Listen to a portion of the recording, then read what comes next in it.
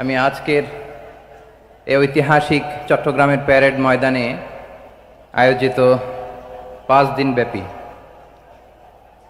তাফসিরুল কোরআন মাহফিলের যারা সম্মানিত আয়োজকবৃন্দ, ইসলামী সমাজ কল্যাণ পরিষদ চট্টগ্রামকে অন্তরের অন্তঃস্থল থেকে ধন্যবাদ এবং মোবারকবাদ জানাতে চাই, যারা দীর্ঘ কয়েক মাস ব্যাপী অনেক কষ্ট করে, অনেক ডিজাইন করে, অনেক প্ল্যান প্রোগ্রাম করে এরকম চমৎকার একটি কোরআনের বাগানকে সাজিয়েছে।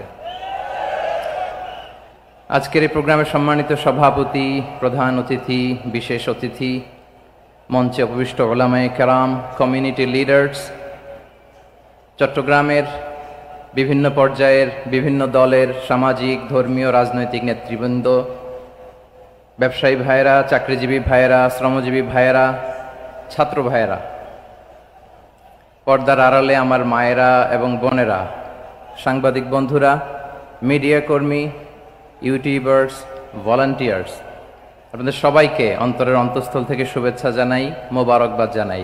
আপনারা সবাই কেমন আছেন? সবাই ভালো আছেন? সুস্থ আছেন? দোয়া করি আল্লাহ তাআলা আপনাদের সবাইকে ভালো রাখুন, সুস্থ রাখুন, নিরাপদে রাখুন। আমরা সবাই পড়ি আমিন। সম্মানিত সুধী, হযরতুল আল্লাম শহীদ মরহুম আল্লামা দেলওয়ার হোসেন সাঈদী রাহিমাহুল্লাহ, ওনার স্মৃতি বিজড়িত আজকের এই ঐতিহাসিক প্যারেড ময়দানের তাফসিরুল কোরআনের প্রোগ্রামে সব আছে। স্টেজ আছে, শ্রোতা আছে, প্যান্ডেল আছে, মিডিয়া কাভারেজ আছে, কিন্তু আমাদের কলিজার টুকরাটা আমাদের মাঝে নাই।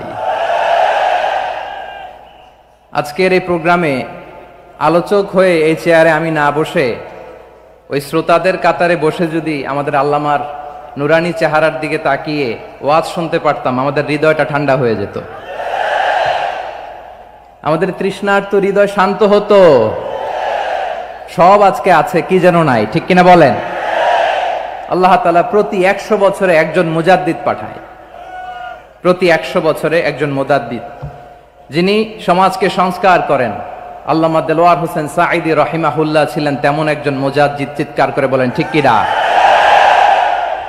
উনি শিরক বিদআতের আস্তানাকে তছনছ করে দিয়েছেন, তাওহীদের বাণীকে সমুন্নত করেছেন, গণমানুষের কাছে তাফসিরুল কোরআনকে জনপ্রিয় করেছেন।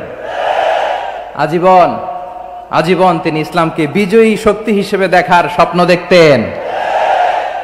এত প্রাঞ্জল ভাষা, এত চমৎকার আধুনিক প্রেজেন্টেশন, গণমানুষের কাছে কোরআনের তাফসিরকে এভাবে জনপ্রিয় করে তোলার মতো ব্যক্তিত্ব আল্লামা সাঈদী ছাড়া দ্বিতীয় কেউ এই বাংলার ভূখণ্ডে নাই।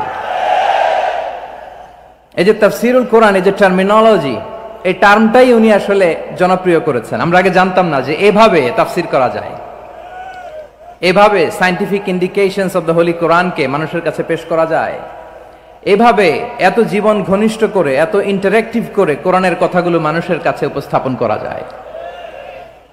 উনি অন্যায়ের বিরুদ্ধে সবসময় সোচ্চার ছিলেন, প্রতিবাদী কণ্ঠস্বর ছিলেন। ওনার আলোচনা শুনলে দেহের রক্ত টকবক করে ফুটতে থাকতো। আল্লাহু আকবার, আল্লাহু আকবার, আল্লাহু আকবার। He was a strong mouthpiece of Islamic revivalism. Islamic জাগরণের স্ট্রং মাউথপিস ছিলেন আল্লামা সাঈদী রাহিমাহুল্লাহ।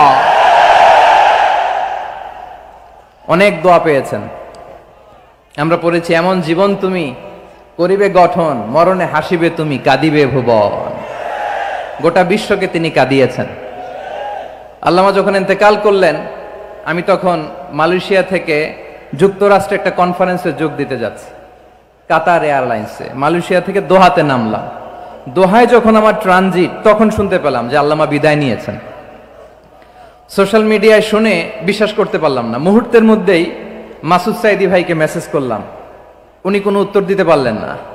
মাসুদ ভাইয়ের সাথে যখন কোলাকুলি করি, আমাদের শামীম ভাইয়ের সাথে যখন কোলাকুলি করি, মনে হচ্ছে আল্লামা সাঈদীর ঘ্রাণ পাই।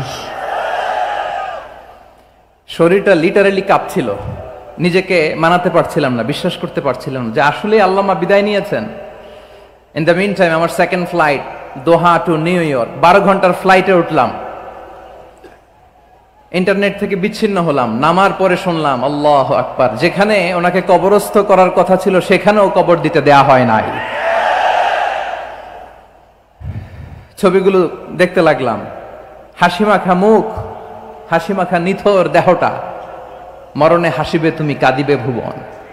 From east to west, from north to south, the entire globe, গোটা বিশ্ব ওনার জন্য কেঁদেছে, গোটা বিশ্ব কেঁদেছে, কাবার গিলাফ ধরে ধরে মানুষ চিৎকার করেছে। এর চেয়ে শ্রেষ্ঠ মৃত্যুকার হতে পারে? আমাদের আল্লামার আর কি পাওয়ার ছিল বলেন? আর কি পাওয়ার ছিল? কুল্লু নাফসিন যায়িকাতুল মাউত, যারাই দুনিয়াতে আসবে তারা ইন্তেকাল করবে, এটা আমরা মেনে নেই। আমাদের জন্মের পর থেকে এরকম চমৎকার সময় আমরা পাই নাই, এটাই আসল সময়। আমরা ইন্টারিম গভর্নমেন্টের কাছে দাবি জানাই, উচ্চতর তদন্ত কমিটি করে এটা কি হত্যাকাণ্ড ছিল নাকি স্বাভাবিক মৃত্যু ছিল, এই রিপোর্ট গণমানুষের কাছে প্রচার করে জানাতে হবে। এই দাবির সাথে কি সবাই আপনারা একমত? কারা কারা একমত হাত তুলে দেখান।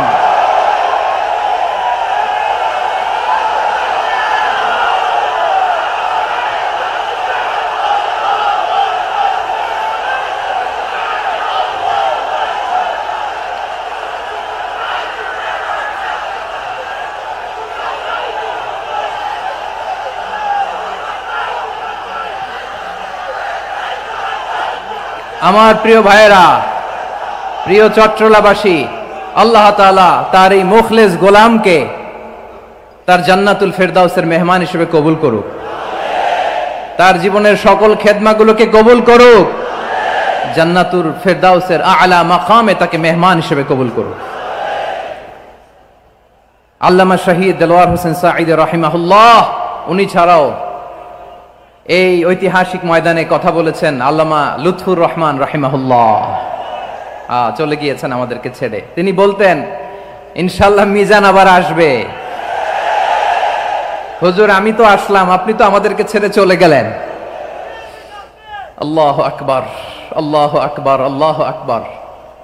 গলায় কোনো সুর ছিল না, সুর দিয়ে কথা বলতেন না, কিন্তু এত চমৎকার শব্দের বুনন, এত চমৎকার প্রেজেন্টেশন, এত চমৎকার ভাবে ঐতিহাসিক বর্ণনাগুলো তিনি উপস্থাপন করতেন। মন্ত্রমুগ্ধ হয়ে আমরা আল্লামা লুৎফুর রহমানের কথা শুনেছি। আমরা হযরতুল আল্লাহ লুৎফুর রহমান রাহিমাহুল্লাহর জন্য এই বিশাল ময়দান থেকে দোয়া করছি, আল্লাহ তাআলা তুমি তোমার এই খাদেমকে জান্নাতের মেহমান হিসেবে কবুল করে নাও। আরো অনেক আল্লামারা এখানে কথা বলেছেন, বিশেষ করে বাইতুশ শরফের মরহুম পীর সাহেব হুজুর থেকে শুরু করে আরো যারা যারা তারকাতুল্য ওলামায়ে কেরাম এই চট্টগ্রামের ময়দানে কথা বলেছেন, আলো ছড়িয়েছেন। আমরা এই লক্ষ লক্ষ তাওহীদি জনতাকে নিয়ে তাদের জন্য দোয়া করছি, আল্লাহ তাআলা ওনাদের জীবনের সকল ভুল ত্রুটি ক্ষমা করে দিয়ে তাদেরকে জান্নাতুল ফেরদাউসের মেহমান বানিয়ে নিক। আমরা এই ঐতিহাসিক প্যারেড ময়দানের প্রোগ্রাম থেকে স্মরণ করতে চাই 24-এর ছাত্র নাগরিক অভ্যুত্থানে আমার যে সমস্ত ছাত্র নাগরিক ভাইয়েরা দেহের তাজা রক্ত বিলি দিয়ে নতুন বাংলাদেশ আমাদেরকে উপহার দিয়েছে। বিশেষ করে আপনাদের এই চট্টগ্রামের শহীদ ফয়সাল, শহীদ ওয়াসিম সহ সকল শহীদকে আল্লাহ তাআলা কবুল করুক, আমরা সবাই পড়ি আমিন। প্রিয় ভাইয়েরা, আমি নগণ্য একজন কোরআনের ছাত্র, এত বিশাল মঞ্চে এত বড় প্ল্যাটফর্মে কথা বলা আমার জন্য সাজে না।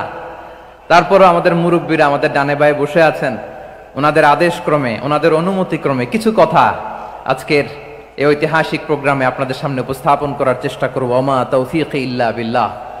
প্রিয় ভাইয়েরা, 5 দিন ব্যাপী এই তাফসিরুল কোরআনের প্রোগ্রামে অনেক ওলামা হযরত কথা বলেছেন। যারা কোরআন সুন্নাহ থেকে আমাদেরকে কোরআনের কথাগুলো শোনালেন, আমরা যেন সেগুলো আমল করতে পারি, আল্লাহ আমাদেরকে তৌফিক দান করুক। শুরুতে আমাদের নিয়তটাকে খালেস করে নেওয়া দরকার। এই যে গ্যাদারিং, এই যে হিউজ শোডাউন, এগুলো যদি আমাদের নিজেদেরকে পরিবর্তন না করে তাহলে এতে কোনো লাভ নাই। জোরে বলেন ঠিক কিনা? এই প্রোগ্রাম যদি আমাদের জীবনকে পরিবর্তন করে, আমাদের চিন্তার ডিএনএ কে চেঞ্জ করে দেয়, তাহলেই চট্টগ্রামের প্যারেড ময়দান সার্থক। আসুন আমরা চিন্তাকে খালেস করে নেই। আমরা সবাই নিয়ত করি যে যতটুকু কথা আমরা কোরআনের আলোকে শুনবো, আমলের নিয়তে শুনবো ইনশাআল্লাহ। বলেন সবাই। আপনারা সবাই ঠিকঠাক আছেন তো? কখন আসছেন আপনারা? সবাই আসছেন কখন? সকালে? কেউ দুপুরে? 9টায়? আল্লাহ আল্লাহ আল্লাহ। দুপুরের খাবার খাওয়ার সুযোগ হয়েছিল? খান নাই? রোজা রাখছেন? আহা, আমি কি দিয়ে বিদায় দেব আমার এই ভাইগুলোরে? আল্লাহ তুমি আমার ভাইগুলোরে কবুল করো। ইসলামের পক্ষের এই গণজোয়ারকে আগামীর বাংলাদেশের ইসলামের জন্য তুমি কবুল করো। যেই ভালোবাসা ইসলামের জন্য হয়, যেই গণজোয়ার কোরআনের জন্য হয়, পৃথিবীর কোন শক্তি দিয়ে সেটাকে আটকানো যায় না। জোরে বলেন ঠিক কিনা? এজন্য গ্রাজুয়ালি